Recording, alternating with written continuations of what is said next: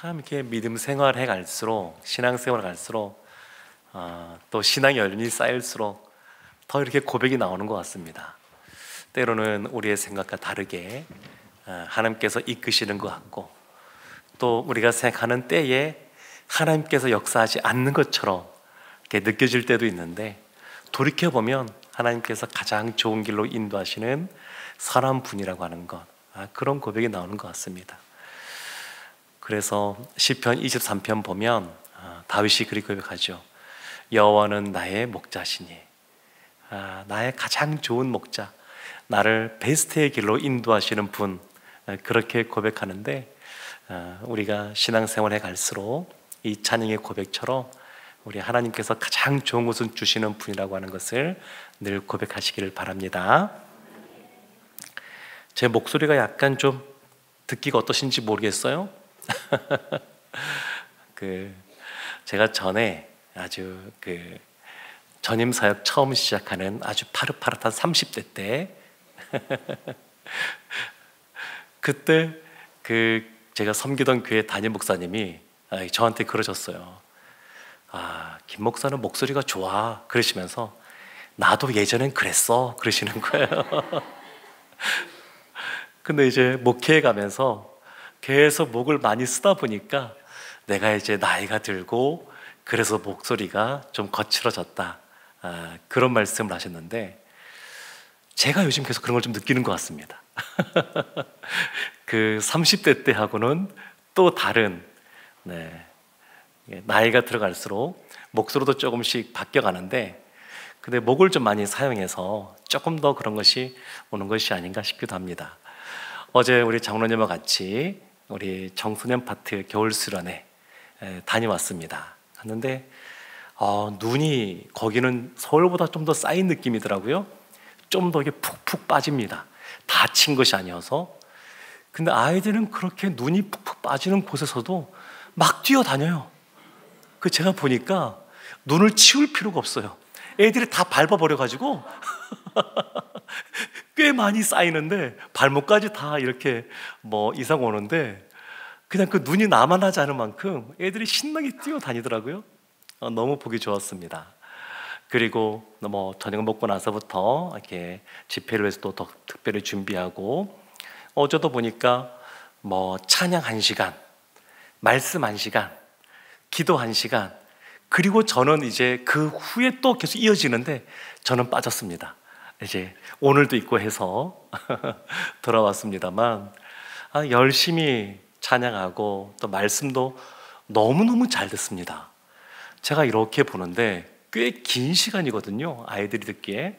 근데 별로 흐트러짐 없이 중학교 1학년 된 애들만 좀 약간 중간에 좀 왔다 갔다 하고 아직 초등학교 졸업한 지 얼마 안 돼서 걔네들은 그렇고, 나머지는 다 너무 잘 듣고 기도하는데도 다들 진지하게 열심히 합니다.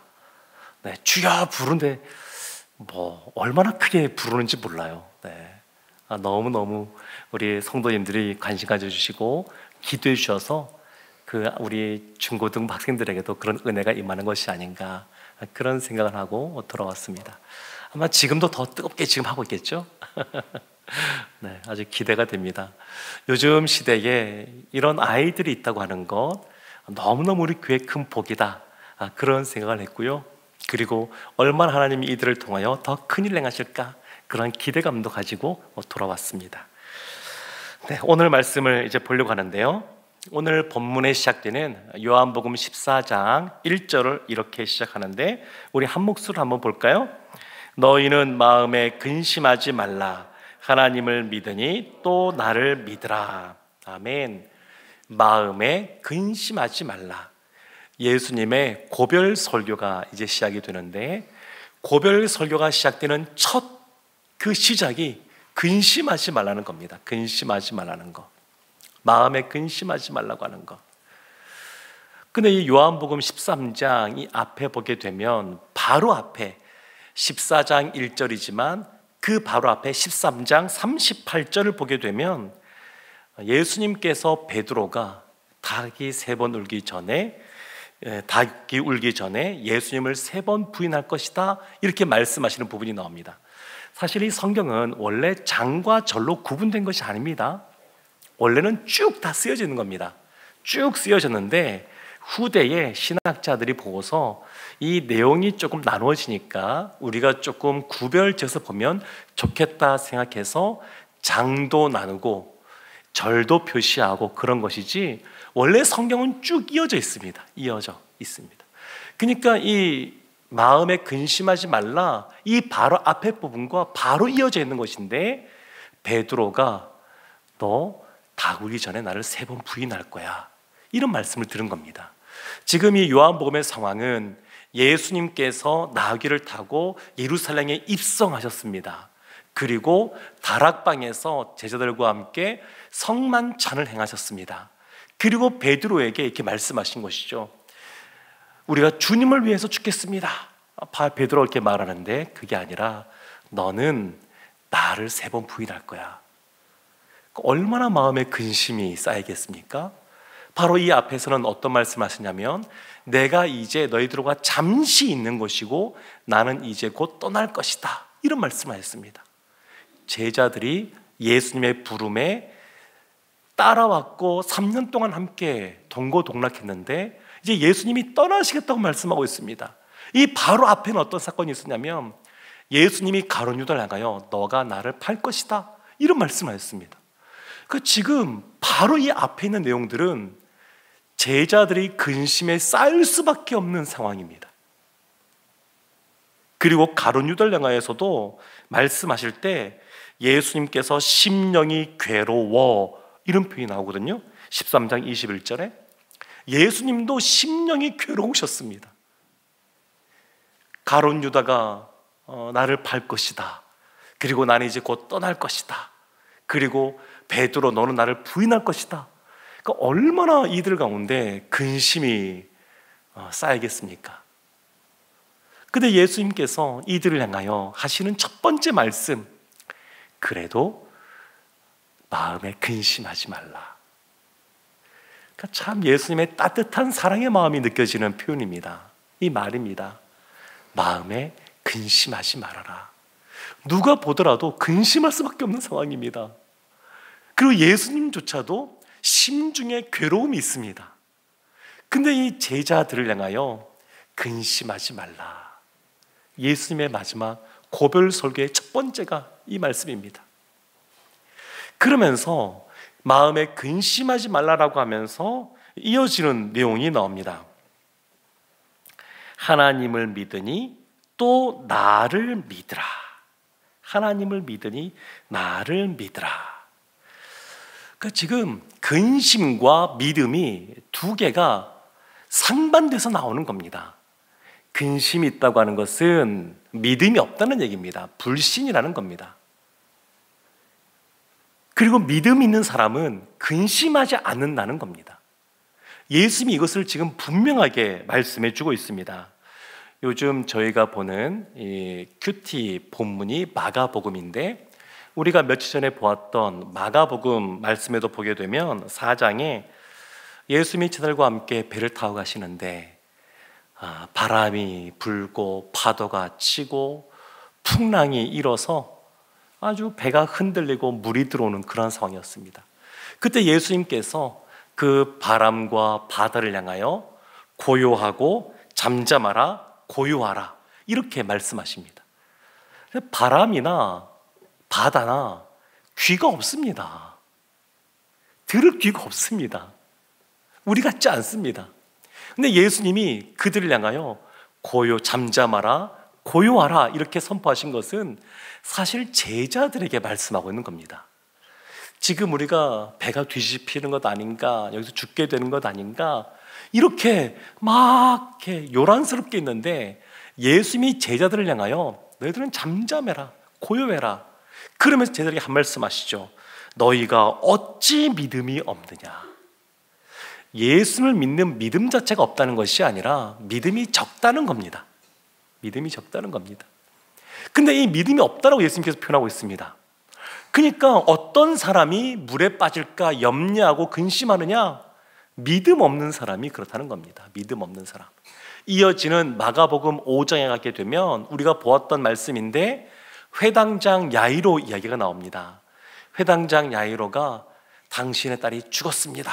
이 이야기를 집에 있는 사람이 와서 전할 때에 마음에 낙담이 찾아왔습니다.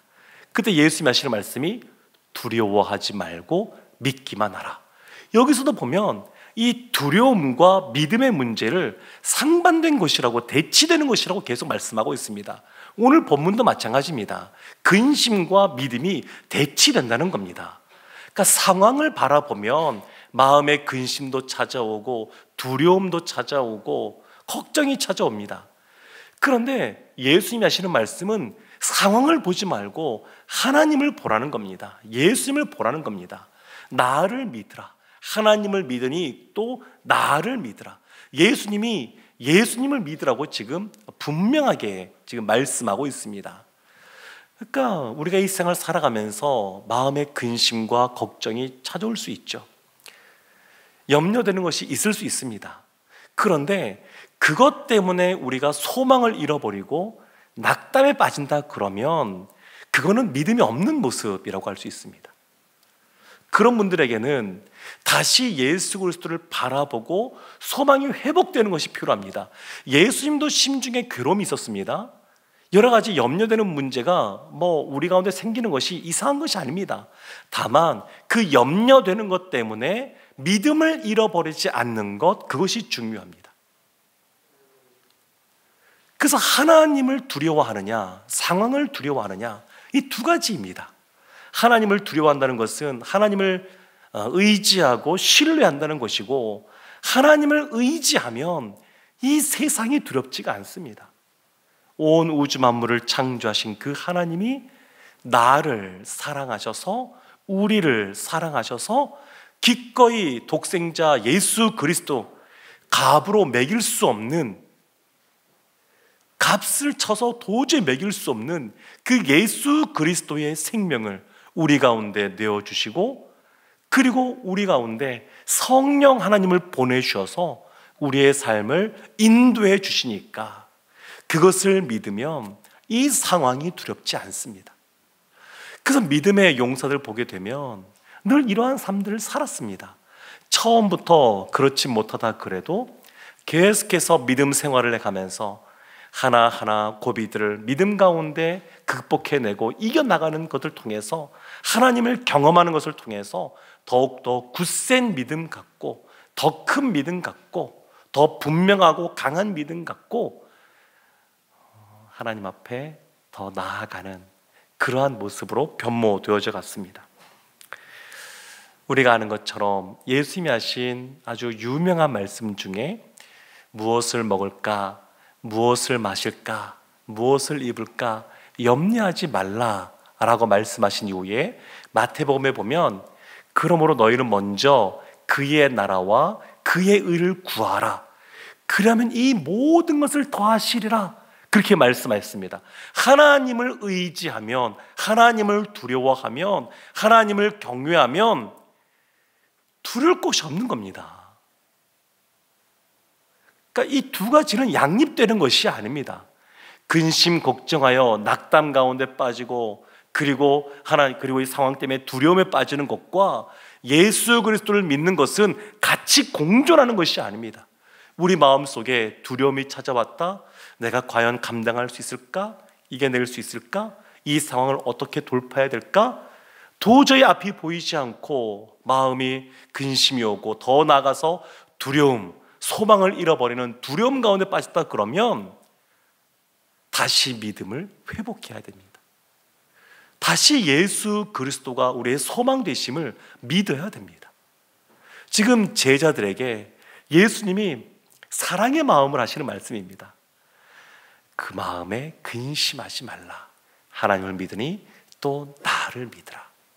그래서 근심하지 말아야 될 이유, 그리고 근심의 마음이 생겼을 때에 어떻게 우리가 대처할 것인가, 그 처방, 그 첫 번째는 예수 그리스도를 믿는 겁니다.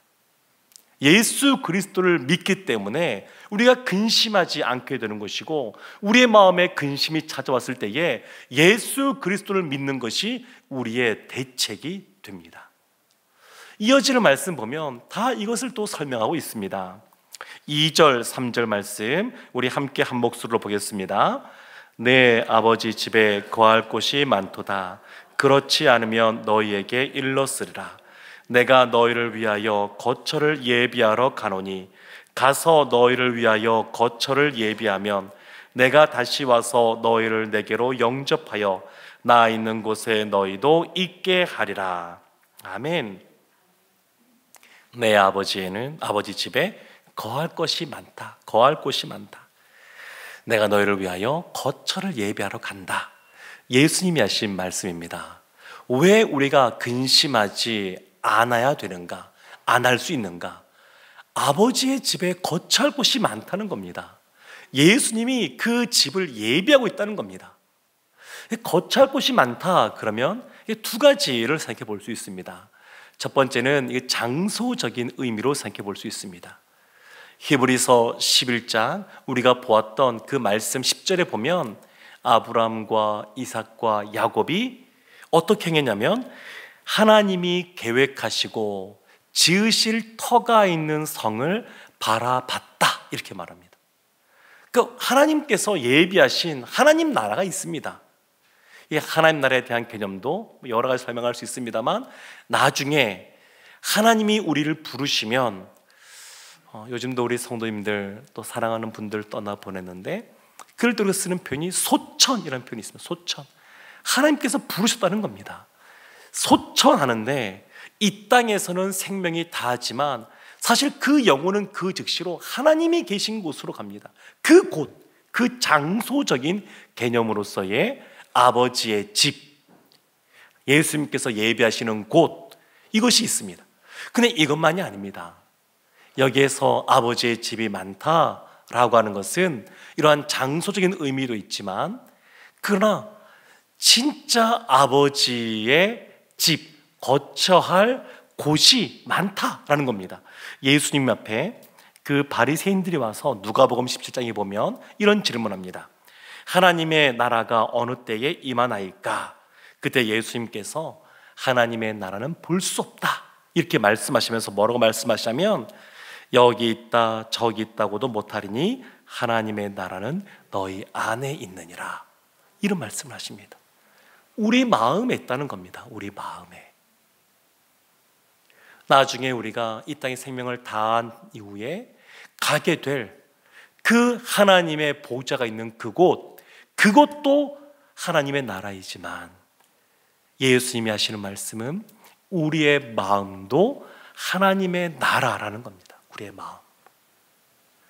그러니까 제자들이 근심하지 않을 이유가 어디에 있냐면 아버지의 집이 많은 겁니다. 거처할 곳이 많은 겁니다. 하나님이 넉넉하신 분이십니다. 풍성하신 분이십니다. 그것을 우리에게 인색하지 않게 우리에게 다 공급해 주시는 분이십니다. 그래서 이 말씀은 우리의 마음이 예수 그리스도가 거처하기 좋은 마음이 되게 만들어야 된다, 이런 의미도 담고 있습니다.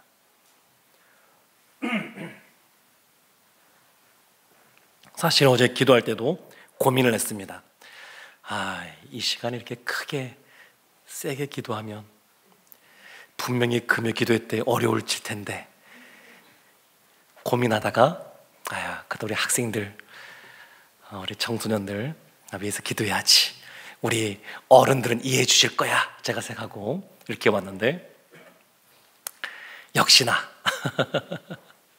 네. 근데 이 목소리 관련해서 제가 언제 기회가 되면 제 간증이 많습니다. 이런 상태에서도 순식간에 회복되기도 합니다. 필요하면 하나님께서 회복시켜 주십니다. 근데 어쨌든 넘어가고 하나님의 나라가 우리의 마음에 있습니다. 마음에. 우리의 마음에 하나님의 나라가 임합니다. 그리고 그것 때문에 우리가 낙심하지 않을 수가 있습니다. 뿐만 아니라 우리 5절과 6절 말씀 볼 텐데요, 다 같이 한 목소리로 보겠습니다. 도마가 이르되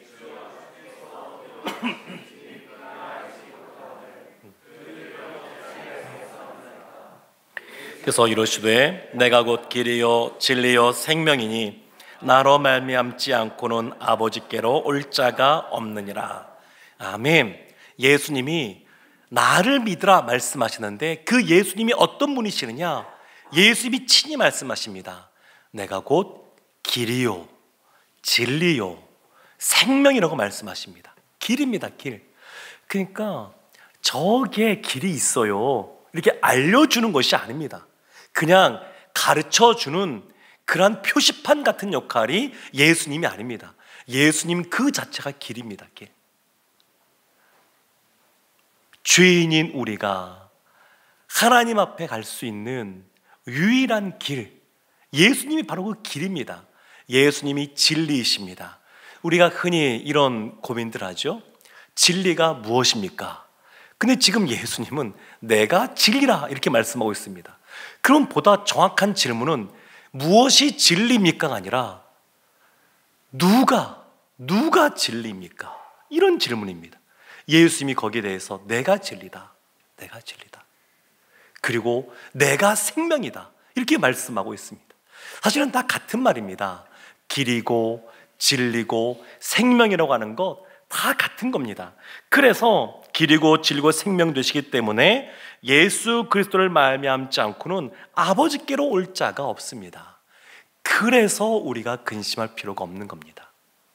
예수님이 우리의 길이 되시고 진리가 되시고 생명이 되시고 그래서 우리를 아버지가 있는 곳으로 인도하시는 분이시기 때문에 우리가 염려하거나 근심하거나 걱정하지 않을 이유가 여기에 있습니다. 예수님께서 마지막 결론적으로 하시는 말씀이 있는데 그것이 12절부터 14절까지의 말씀입니다. 이것도 우리가 한 몫으로 보도록 하겠습니다. 내가 진실로 진실로 너희에게 이르노니 나를 믿는 자는 내가 하는 일을 그도 할 것이요 또한 그보다 큰 일도 하리니 이는 내가 아버지께로 감이라. 너희가 내 이름으로 무엇을 구하든지 내가 행하리니 이는 아버지로 하여금 아들로 말미암아 영광을 받으시게 하려 함이라. 내 이름으로 무엇이든지 내게 구하면 내가 행하리라. 아멘. 아멘. 나를 믿는 자는 내가 하는 일을 그도 할 것이요 그보다 또한 그보다 큰 일도 하리니 더 큰 일을 할 것이라고, 예수님께서 더 큰 일을 할 것이라고 이렇게 지금 약속해 주고 있습니다. 예수 그리스도의 이름으로 기도하면 하나님께서 이 기도에 응답해 주실 것이라고 말씀해 주고 있습니다. 참 예수님께서 우리가 예수님보다 더 큰 일을 하겠다고 하시는 이 말씀, 예수 그리스도의 십자가 그리고 부활, 예수 그리스도의 그 증인된 삶을 살아가는 것, 이것이 다 연결되어져 있는데 예수님보다 우리가 더 넓은 지역에서 더 많은 사람들에게 더 많은 시간들을 들여서 이와 같은 일들을 하게 될 것이다 이렇게 말씀하셨습니다. 내일 이제 선교 아카데미 세미나 같은 것이 열리는데 제가 내년에 우리 교회가 가야 될 올해는 이 표가 복음이 이끄는 교회 아니겠습니까? 내년에는 문구 자체는 아직 정해지지 않았지만 방향은 정해져 있습니다. 선교하는 교회입니다. 선교하는 교회. 내년은 선교하는 교회입니다. 복음 이끈 대로 가고, 그리고 이제 결국 교회가 해야 될 것은 뭐냐면 영혼을 구원하는 일에 방주 역할을 감당하는 겁니다. 우리가 증인된 삶을 살아가는 겁니다. 이 땅에서도 그리고 열방에서도 기회가 되는 대로 그리스도의 복음을 증거하는 겁니다. 예수님께서 나보다 너희가 이런 더 큰 일을 할 것이라고 이 더 큰 약속을 우리에게 해 주셨습니다. 사랑하는 성도 여러분, 이 세상 살아가면서 우리가 우리 자신만 바라보면 참 여러 가지 근심 걱정이 없을 것 같지만 사실은 더 많습니다. 너희는 먼저 그의 나라와 그의 의를 구하라 그러면 이 모든 것을 더하시리라 말씀하신 것처럼 우리에게도 필요한 기도 제목들이 있지만 하나님의 마음에 더 간절한 것, 우리는 늘 쉬는 것에 대해서 오늘날 더 많이 생각합니다만 하나님께서는 천지를 창조하신 이후에 7일째 되는 날 안식하셨지만 아담이 죄를 지은 이후부터 지금까지 쉬지 않고 일하시고 계십니다. 예수님도 그래서 이 땅에 오셨을 때에 새벽부터 밤 늦은 시간까지, 사도 바울도 그 노년에 이르기까지 둯대를 향하여 달려가는 삶을 살았습니다. 그래서 우리도 늘 주님 안에서 안식하는 것 필요하고 그 안에서 유익을 누리는 건 너무너무 필요하지만, 그러나 주님께서 기회를 주시든 아니든 우리 주변에 있는 사람들, 또 열방에 있는 이들 가운데 힘써 복음을 전해드릴 줄로 믿습니다. 예수님께서 약속해 주셨습니다. 그리고 그와 같은 삶을 살 때 그 모든 것을 더하시겠다고 분명하게 말씀해 주고 있습니다. 우리가 신앙생활 한다고 하는 거 하나님의 이 말씀을 믿는 겁니다. 있는 그대로 받아들이는 겁니다. 그리고 하나님은 너무 좋으신 분이어서 예수님은 제자들의 모든 상황 형편을 지금 다 알고 계시거든요. 이후에 어떤 일이 벌어질지 알고 계십니다. 그럼에도 불구하고 책망하시는 것이 아니라 사랑의 마음으로, 애끓는 마음으로 너는 마음에 근심하지 마라. 근심하지 마라. 너희들이 지금까지 3년 동안 나와 함께하고 그리고 나를 믿고 따랐던 것처럼 나를 믿으라. 이렇게 말씀해 주고 있습니다. 오늘날 우리도 동일한 줄로 믿습니다. 우리 가운데 여러 가지 기도 제목들이 있습니다. 간절한 것들이 있습니다. 그런데 그 어떤 것이 한다 할지라도 예수 그리스도를 붙잡고 나아가면 그 문제들은 해결될 줄로 믿습니다. 예수님이 약속해 주기 때문입니다. 그래서 우리도 오늘 기도할 때에 하나님의 그 약속의 말씀 붙잡고 예수 그리스도의 이름으로 기도하기 원합니다. 하나님께서 염려, 근심, 걱정, 두려움 떠나가게 하시고 우리 가운데 진정한 샬롬, 평강을 주실 줄로 믿습니다. 기도함으로 이런 은혜를 받은 우리 모두가 되기를 주님의 이름으로 축원합니다. 아멘.